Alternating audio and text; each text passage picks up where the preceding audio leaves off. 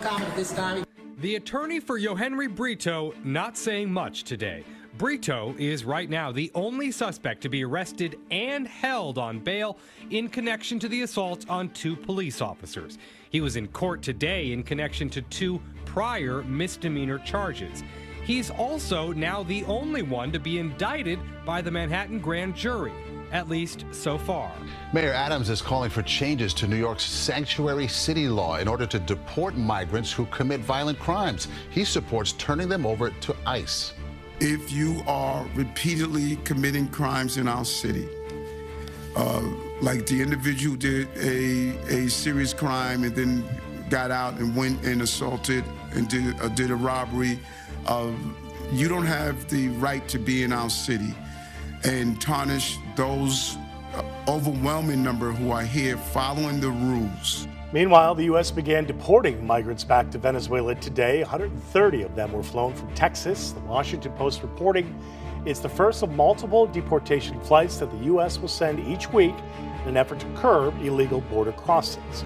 Almost 500,000 Venezuelans have crossed the southern border in the last 3 years. Previously, the U.S. rarely deported migrants of Venezuela to Venezuela because of strained relations with its socialist government. The mayor is calling for more cooperation between federal immigration authorities as well as local police. He argues that current policies are too detrimental to public safety. In a series of recent statements, the mayor expressed he is willing to permit local law enforcement to work more openly with ICE to deport migrants who are suspected of serious crimes. Current laws prohibit the city from cooperating with ICE if a foreign national has been charged with a crime but not convicted. His comments follow several high-profile crimes in which the alleged suspects are recently arrived asylum seekers. The incidents include a recent shooting of a tourist inside a Times Square clothing store and a group assault on 2 NYPD cops. Adams getting a warm reception while saying the city needs to take a tougher stance on immigration. Watch. Those small numbers that are committing crimes, we need to modify the sanctuary city law that if you commit a felony, a violent act, we should be able to turn you over to ICE and have you deported. It is a right to live in this city, and you should be not committing crimes in our city for doing so.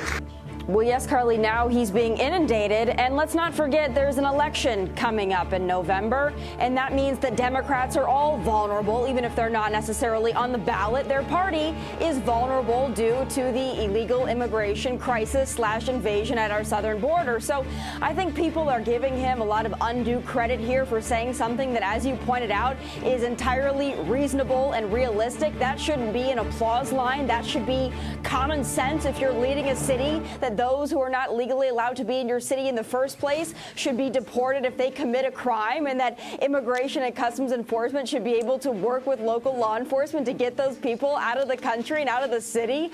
I mean, my goodness, the fact that this is now getting an applause just shows you how far to the left this nation has moved on the issue of illegal immigration. Venezuelan gangs, increasingly a problem for NYPD. A violent criminal organization called Tren de Aragua recruits illegal migrants who arrived in New York City. The problem spurring New York Mayor Eric Adams to make a drastic political pivot. If these changes proposed by Adams had already been in place, ICE could have deported the Venezuelan illegal migrant Jose Antonio Ibarra before he left New York City for Athens, Georgia, where he's charged with the murder of 22-year-old nursing student Laken Riley. Ibarra had previously been arrested in New York City for child endangerment, but was released. Our country let this woman down. Unfortunately, as I said, she's not going to be the last. What more do we need as a nation to stop the chaos and lawlessness on our border? This comes as new Gallup polling records a record high 55% of Americans see illegal immigration as a critical threat. More unidentified migrants in this country can often mean more crime. We need to know who is here. The same poll also finding Americans are most likely to say immigration is the most important problem facing the U.S. Hey there, welcome back to our channel. If you're new here, Don't forget to hit that subscribe button and turn on notifications so you never miss out on our latest updates, especially when it comes to U.S. immigration-related content. Now, let's dive right back into our topic. New York City Mayor Eric Adams has voiced his support for potential changes to sanctuary city laws aimed at protecting migrants in the city. During a news conference on Tuesday, Adams expressed his belief that current policies designed to shield migrants are detrimental to public safety. Adams, a former New York City Police Department (NYPD) officer, reiterated his stance, stating that city agencies should have more flexibility to cooperate with U.S. Immigration and Customs Enforcement (ICE) in deporting immigrants accused of committing crimes. He emphasized the need for communication between local authorities and ICE, particularly in cases where individuals have been involved in serious criminal activities. At the news conference, Adams highlighted concerns about the limitations imposed by existing sanctuary city laws, stating that the inability to share crucial information with ICE hampers law enforcement efforts. He cited examples such as individuals involved in multiple robberies or organized gang activities, where collaboration with ICE could aid in addressing public safety issues. Adams' remarks come amid reports of an increase in violent and serious crimes allegedly committed by migrants in New York City. Recent incidents, including shootings, brawls in Times Square, and instances of theft rings and gang recruitment, have fueled public apprehension about the potential impact of the immigrant population on crime rates. Overall, Adams' stance reflects a growing concern among city officials and law enforcement regarding the need for policy revisions to address public safety concerns while balancing the protection of migrants' rights. A snapshot of NYPD data comparing this January with January 2023 shows an overall decline in crime, with a 2.9% decline in reported crimes, 25% decrease in murders, 24% decrease in reported rapes, 20% decrease in reported robberies. Critics of Adams have cited crime data dating back to April 2022, coinciding with the period when Texas Governor Greg Abbott initiated the transportation of migrants to NYC via buses. Adams, however, did not specify the particular aspects of the law he seeks to change. Any alterations would necessitate approval from the City Council, an outcome deemed unlikely by officials, as reported by AP. Zachary Ahmad, Senior Policy Counsel at the New York Civil Liberties Union, NYCLU, expressed apprehension regarding Adams' push for increased cooperation with ICE. Ahmad stated, Mayor Adams' shameful threats to end New York's years-long status as a sanctuary city will only result in the cruel targeting, demonization, and demoralization of our immigrant neighbors. He refuted Adams' assertion of rising crime rates among new arrivals, citing data that indicates no such surge in criminal activity. Ahmad emphasized that a sanctuary city is a political rather than a legal term recognized by federal law. These policies govern the interaction between federal immigration agencies and state or local agencies, primarily concerning the sharing of information on non-citizen residents. Advocates argue that such policies protect individuals of varying immigration statuses from unjust legal actions, fostering an environment where they can access essential services without fear of deportation or arrest, particularly when seeking medical care or reporting crimes. According to the Southern Poverty Law Center, these laws are not only federally legal but constitutional.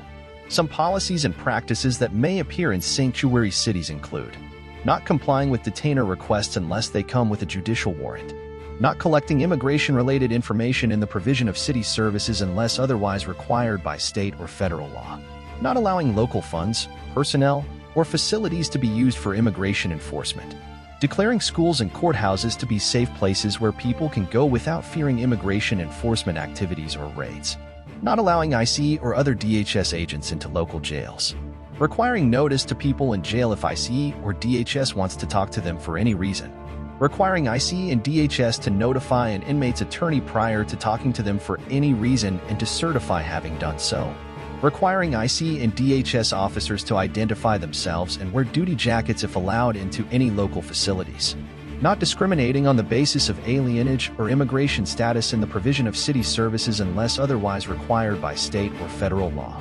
and providing funding for legal representation for local residents in immigration proceedings.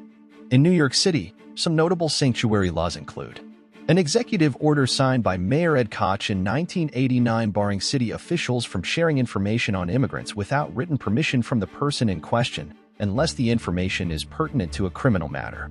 A city law was passed in 2011 limiting the extent to which NYC police and legal/correctional agencies are allowed to cooperate with ICE. An expansion of the 2011 law made in 2014 by Mayor Bill de Blasio removed ICE's Rikers Island office, removed ICE presence in all city jails, and prevented the NYPD, or the Department of Correction, DOC, from honoring ICE detainer requests without a judicial warrant, with exceptions for people on terrorist watch lists or those who had violent or serious crime convictions on their records. A 2018 law also passed by de Blasio requiring that senior city officials must review and approve any request for cooperation from ICE, and assistance would not be rendered if it was found the request could aid in deportation proceedings.